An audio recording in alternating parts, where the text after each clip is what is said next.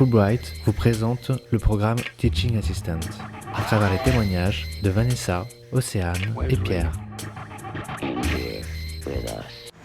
Oui, donc je m'appelle Pierre. Moi je m'appelle Vanessa Radon. Moi je m'appelle Océane Bitaille. Je suis parti avec le programme de Teaching Assistant de Fulbright en 2009-2010 en Pennsylvanie. Avant de postuler pour la bourse de Teaching Assistant avec Fulbright, en fait j'avais une licence de sciences du langage et mon but c'était de devenir professeur de français langue étrangère. Donc j'ai fait un M1 de FLE, on appelle ça. Et j'avais très envie de découvrir les États-Unis et de partir à l'étranger. Donc le programme Fulbright de Teaching Assistant réunissait tout, le côté français langue étrangère et le côté à l'étranger. Donc j'ai postulé et voilà. Aux États-Unis, donc j'étais assistant de français pour les élèves de niveau intermédiaire et entre guillemets supérieur. C'est des élèves qui avaient déjà fait entre 5 et 6 ans de français au lycée et je me chargeais d'assurer les cours de conversation orale. Les missions qu'on nous donne sont très différentes en fonction de l'endroit où on tombe. Ce qu'on nous demande en fait en tant qu'assistant varie énormément d'une université à l'autre. C'est chaque université, chaque département de français qui décide comment gérer ses assistants. Personnellement, j'étais vraiment une assistante dans le sens où je donnais seulement les tables de conversation. Moi, on m'a demandé uniquement des cours de conversation. Je n'étais pas primary teacher, donc je n'avais pas une classe à moi. C'est-à-dire que je devais faire en sorte que les étudiants parlent. J'étais tout à fait libre, j'avais juste à faire parler les élèves en fait. Je choisissais mes sujets, je choisissais ce que je faisais en cours. J'avais une totale liberté en fait. Peut-être que toi c'était différent. Oui, moi c'était totalement différent, j'étais vraiment assistante. J'étais assistante aussi, mais j'étais dans la salle de cours avec le professeur en fait. Et il me sollicitait quand il avait besoin d'aide, etc. Personnellement, j'ai postulé pour le programme Fulbright parce que je veux devenir enseignante, mais oui, on a des amis. J'en connais une qui vient d'un master de pharmacie, un autre qui a un master de physique. Il y avait des étudiants de lettres modernes, de commerce international. Une fois que le TOEFL est validé, en fait, n'importe qui peut partir. Ils ne se destinent pas forcément à l'enseignement, mais ils ont été attirés justement par l'échange culturel. On est assistant, on est au contact des élèves, on leur apprend le français, mais on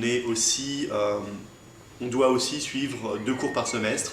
Donc ça nous permet d'être dans les 2 positions à la fois, enseigner, apprendre et participer à tous les aspects de la vie sur le campus. Donc c'est vraiment ouvert à tous, toutes les formations. Il faut la licence, il faut 3 lettres de recommandation, il faut avoir 21 ans, mais la licence donc n'est pas nécessairement une licence d'anglais. Une fois que le niveau licence est atteint, on passe un TOEFL et l'obtention du TOEFL est aussi nécessaire évidemment pour partir. À partir du moment où on montre qu'on est très motivé, qu'on a une ouverture d'esprit, je pense qu'il n'y a aucun problème. C'est ce sur quoi il faut mettre l'accent et c'est ce qui va ambassadeur culturel. Exactement, ambassadeur culturel et qu'on est aussi prêt à recevoir de ce que les Américains vont nous apporter, de ce qu'on va apprendre là-bas en fait. C'est vraiment ce qu'ils cherchent. Moi j'ai redécouvert ma passion pour l'enseignement puisqu'à la base je l'avais mise de côté on va dire. Là je l'ai redécouverte et franchement mais j'aime trop ça. Et en fait je pense que ça peut susciter des vocations qui ne sont pas forcément là à la base. Alors, la particularité de la formation Teaching Assistant de Fulbright, c'est qu'on ne va pas nous envoyer dans des grandes universités, dans des grandes villes. Ils vont privilégier des petites villes pour probablement mieux s'imprégner de l'American Way of Life. Les Américains sont très curieux, contrairement à ce qu'on peut croire, de ce qui se passe à l'étranger, puisqu'ils ont peu l'occasion d'y aller quand même, pour la plupart. Donc c'est vrai qu'ils ont un certain nombre de clichés. Oh, you're black and you're French. Yes, I am. So. Mais aussi beaucoup de questions et ils sont tous très amicaux en fait par rapport aux étrangers, notamment aux Français, puisque c'est vrai qu'on jouit d'une image quand même très très positive. Nous on apporte la culture française et on prend vraiment la culture américaine là où elle est en fait. C'est pas juste quelque chose à New York, tout ça. La bourse Fulbright prend en compte différentes choses, ça dépend des établissements.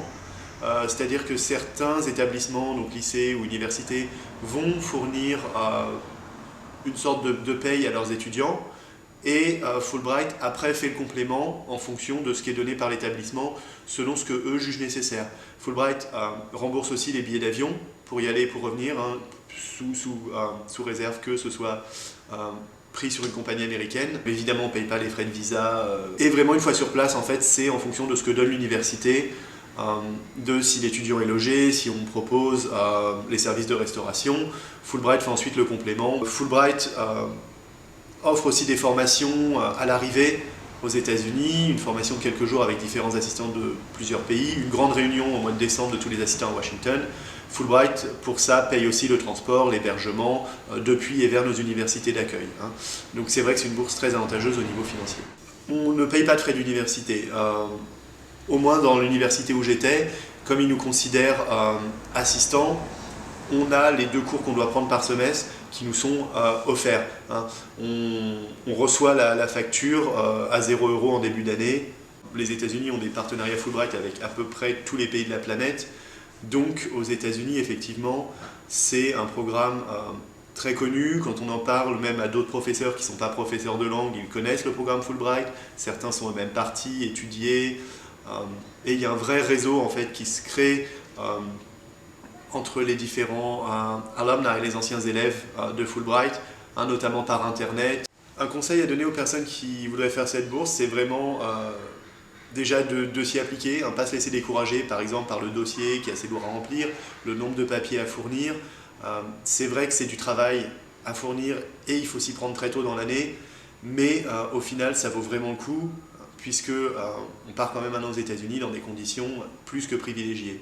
Donc il faut vraiment s'accrocher, remplir le dossier, trouver les personnes qui vont nous écrire des lettres de recommandation, ça vaut vraiment le coup. Plus d'informations sur le site fulbright-france.org. Programme assistant du français dans les universités.